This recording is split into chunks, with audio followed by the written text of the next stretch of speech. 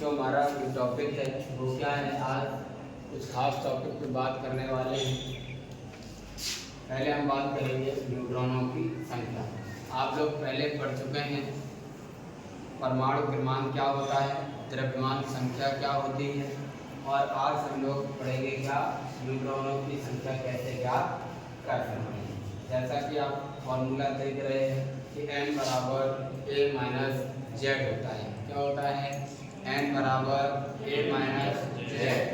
n का मतलब न्यूट्रॉनों की संख्या, a परमाणु भार या द्रव्यमान संख्या, z परमाणु क्रमांक। हम कह सकते हैं किसी तत्व के द्रव्यमान संख्या या परमाणु भार में से परमाणु क्रमांक को घटा देते हैं तो न्यूट्रॉनों की संख्या प्राप्त होती है। न्यूट्रॉनों की संख्या बराबर n बराबर a माइनस जेड है। बच्चों बात करें हम समस्थानिक, इसे हम क्या कहेंगे? आइसोटॉप। क्या कहेंगे? आइसोटॉप कहेंगे। ठीक है बच्चों, ध्यान दें कि जैसा आप एग्जाम्पल देख रहे होंगे कि हाइड्रोजन है, इसके 3 समस्थानिक हैं। देख रहे हैं 1h1, 1h2, 1h3। तो इस चीज़ से एक बात हम डिफाइन कर सकते हैं इसकी डेफिनेशन। क्या ये पूरा का पूरा एक ही तत्व है, H सेम तत्व है ना। और इनमें एक चीज़ और देख रहे हैं कि परमाणु क्रमांक कैसा है? समान है, लेकिन द्रव्यमान संख्या तीनों में अलग अलग है। तो यही हमारी डेफिनेशन जो होती है, एक ही तत्व के क्या एक ही तत्व के वे परमाणु जिनकी द्रव्यमान संख्याएं अलग अलग तथा परमाणु क्रमांक कैसे होते हैं? समान होते हैं। क्या कहलाते हैं? समस्थानिक कहलाते हैं। क्या डेफिनेशन हुई? एक ही तत्व के क्या एक ही तत्व के वे परमाणु जिनके परमाणु क्रमांक तो समान परंतु द्रव्यमान संख्याएं भिन्न भिन्न होती हैं, क्या कहलाते हैं? समस्थानिक कहलाते हैं। एग्जाम्पल की बात करें बच्चों, हाइड्रोजन के 3 समस्थानिक होते हैं, प्रोटियम, ड्यूटेरियम और ट्राइटियम। प्रोटियम का फॉर्मूला 1h1, इसका 1h2, इसका 1h3, इसकी ड्यूटेरियम 1h2, ट्राइटियम 1h3।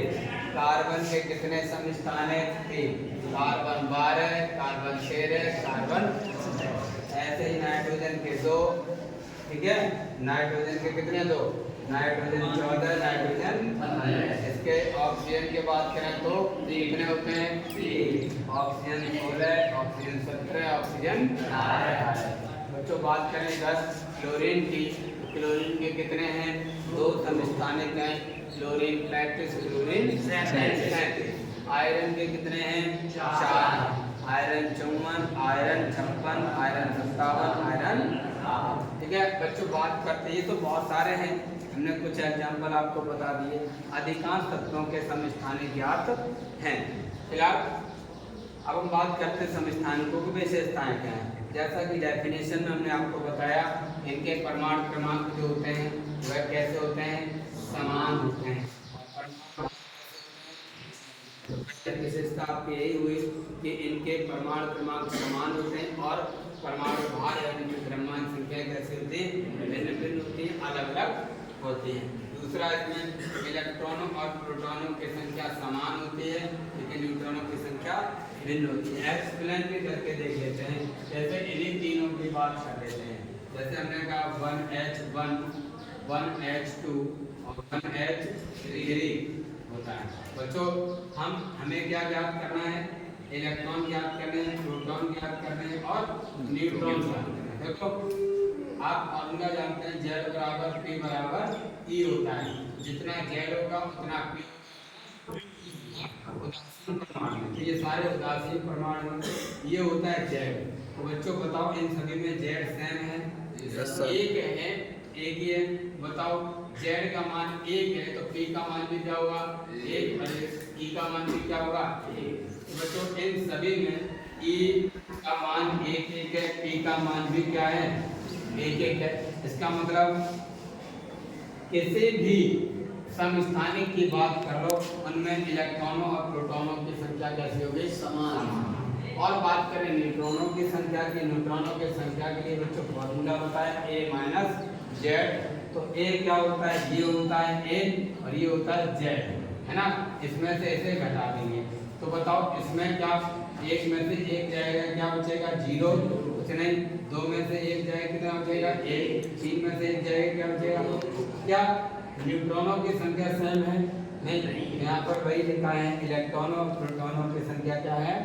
समान, और न्यूट्रॉनों की संख्या ओके बच्चों ध्यान दें।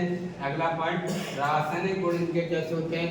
समान होते हैं। और भौतिक गुण क्यों होते हैं? क्योंकि बच्चों ध्यान देना है, रासायनिक गुण क्योंकि इनके परमाणु क्रमांक समान होते हैं, ठीक है, लेकिन रासायनिक गुण सेम होते हैं, लेकिन भौतिक गुण अलग अलग हो सकते हैं। नेक्स्ट पॉइंट बच्चों, इनके रेडियो एक्टिव गुण भी कैसे होते हैं? भिन्न हो सकते हैं।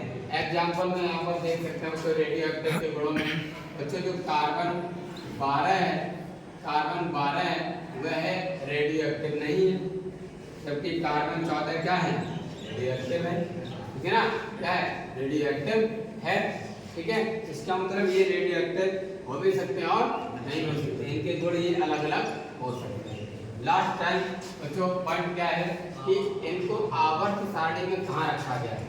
इनको आवर्त सारणी में केवल एक ही स्थान रखा गया, अलग अलग स्थान में नहीं रखा गया। ओके, बस अगला टॉपिक हम लोग कल पढ़ेंगे।